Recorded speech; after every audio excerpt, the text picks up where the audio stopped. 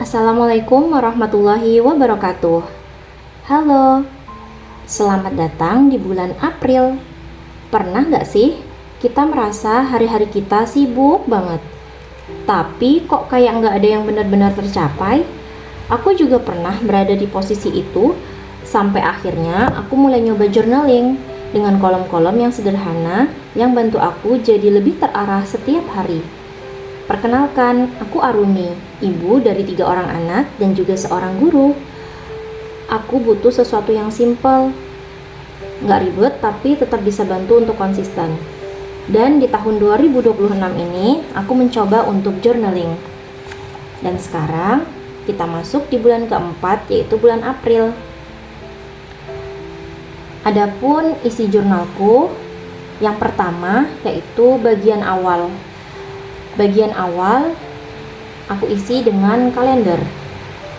Nah, kalender ini penting agar kita tahu progres kita dari hari ke hari. Kadang kita tuh ngerasa nggak ngapa-ngapain, padahal sebenarnya banyak hal kecil yang sudah kita lakukan. Dan di sini aku buat aja kalender secara manual. Dan biasanya aku sertakan target-target besar yang ingin aku capai di bulan ini.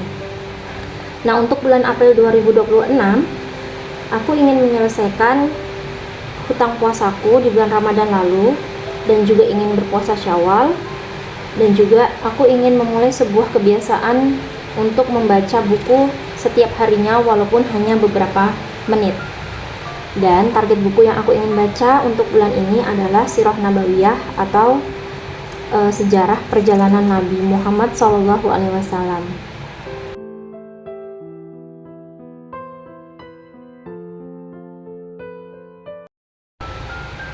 Dan untuk bagian kedua setelah kalender ada mutabaah yaumiyah, atau bahasa mudahnya adalah tracker ibadah kita sehari-hari.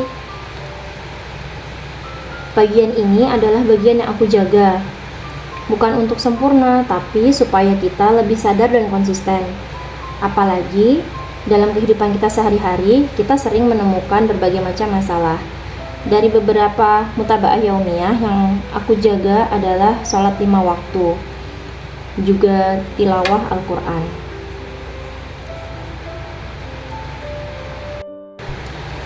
Bagian mutabaah yaumiyah ini berisi kurang lebih 30 kolom, sejumlah dengan jumlah tanggal pada bulan itu. Kemudian di baliknya aku membuat mood tracker di bagian ini untuk mengetahui perasaan apa yang kita rasakan selama seharian kemarin.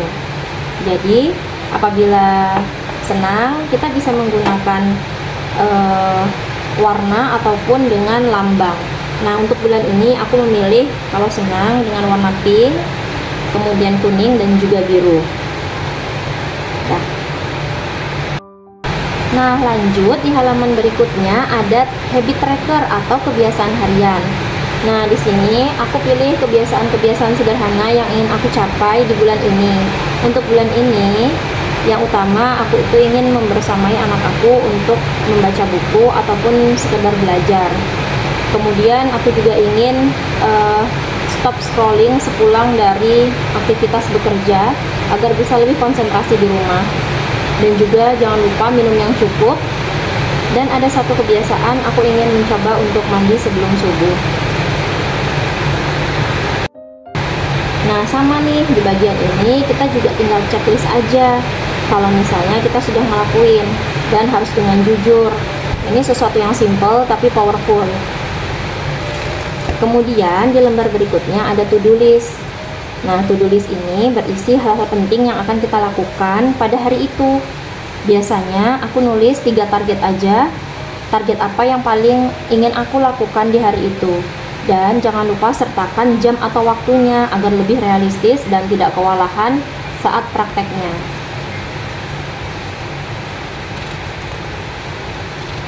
Kemudian di bagian berikutnya ada refleksi.